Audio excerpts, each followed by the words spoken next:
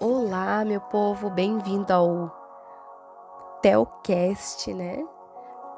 Meu nome é Rosiane e hoje a gente vai falar sobre um tema pouco falado, né, nas nossas igrejas, infelizmente, nas nossas instituições, né? Que é a violência doméstica no meio cristão. E vamos começar a falar de algo muito triste, que foi um choque até para mim quando eu descobri isso, né? Nunca tinha olhado com esse olhar assim para a violência doméstica contra a mulher no meio cristão.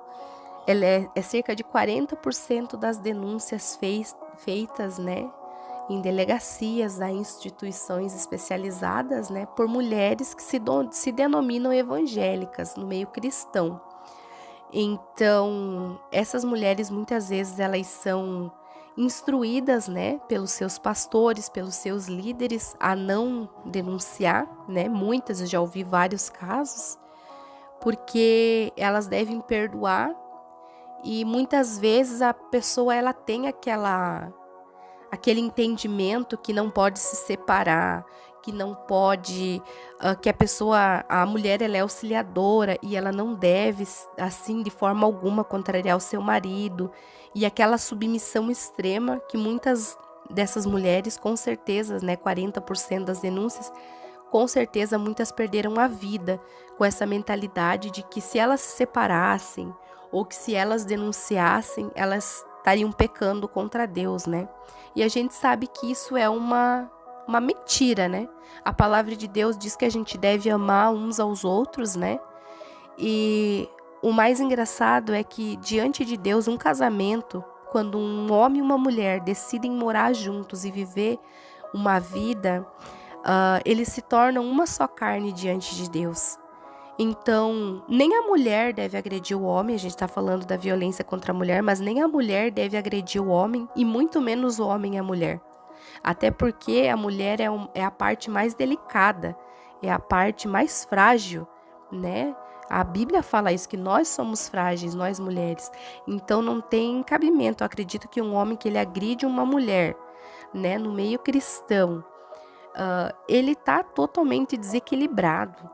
Então, muitas vezes esse próprio homem ele usa essa palavra submissão contra a mulher de uma maneira errada, de uma maneira que faz com que a pessoa fique ali submissa, fique ali, né, fragilizada diante de violência, diante de palavras. A gente não está falando somente de violência física, mas muitas vezes um homem que humilha a mulher, que desrespeita a mulher, que não tem nenhum respeito pela sua esposa. A palavra de Deus diz que as orações desse homem elas são impedidas. Então não tem como aceitar essa situação. Outra coisa que a palavra de Deus nos ensina é que nós devemos pagar pelos nossos atos.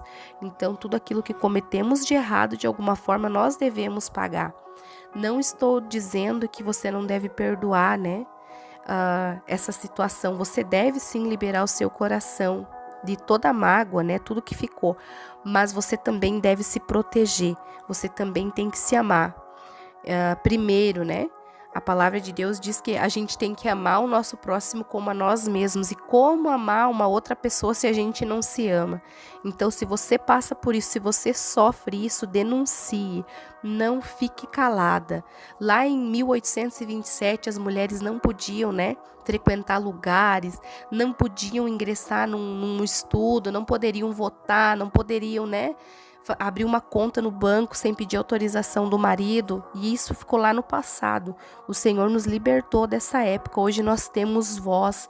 Procure os seus líderes, e aquele líder que ele te influencia a não denunciar, ele deve também ser preso, deve ser denunciado, deve ser colocado lá na prensa, porque tu não deve aceitar nenhum tipo de agressão. Tu não deve aceitar. Você é filha de Deus, você é amada, você é cuidada. Então, nós devemos abrir a nossa boca e proclamar o nome do Senhor, não aceitando esse tipo de situação. E muitas vezes a palavra é usada contra a mulher, né? Lá em Efésios 5, né? Fala ali da submissão, do sujeitai-vos, mas a sujeição não é isso. Nós devemos nos sujeitar ao amor de Deus, aquilo que o Senhor é. Muito obrigado, tá? Que Deus abençoe a todos.